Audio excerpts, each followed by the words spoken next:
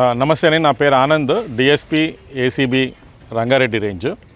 మాకు ఒక కంప్లైంట్ రావడం జరిగింది ఇక్కడ తాండూరు ఏరియా నుంచి. ఏమనంటే మా కంప్లైంట్కి ఒక సర్వే నెంబర్ 26లో ఒక ప్లాట్ ఉంది.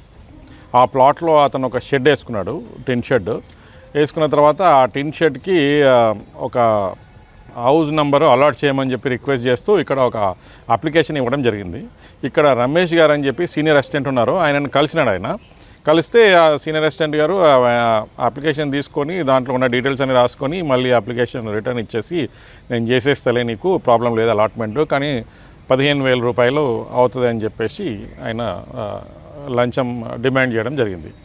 అయితే మరి 15,000 అంటే ఎక్కువ కదా, నేను అంత ఇచ్చుకోలేనంటే, లేలే నువ్వు కాబట్టి కొంచెం ఇక్కడ లోకల్ వాస్తవ్యుడు కాబట్టి 15,000, అదే కొంచెం వేరే వాళ్ళు అయితే ఇంకా ఎక్కువ అడిగేటోడిని అని చెప్పేసి ఆయనకి చెప్పడం జరిగింది. సో ఆ 15,000 రూపాయలు అతనికి ఇవ్వడం ఇష్టం లేక మమ్మల్ని అప్రోచ్ చేశారు.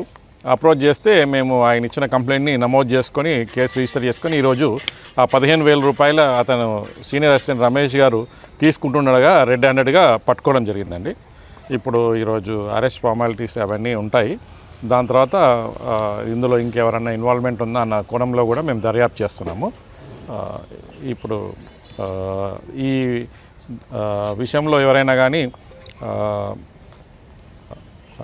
డిమాండ్ చేస్తే, ఏదైనా గవర్నమెంట్ ఆఫీస్లో పనిచేసే వాళ్ళు ఎవరైనా కానీ చేయాల్సిన పనిని చేయనికి డబ్బులు డిమాండ్ చేస్తే 1064 టోల్ ఫ్రీ నెంబర్కి కాల్ చేసి మాకు కంప్లైంట్ చేయాల్సిందిగా కోరుతున్నామండి.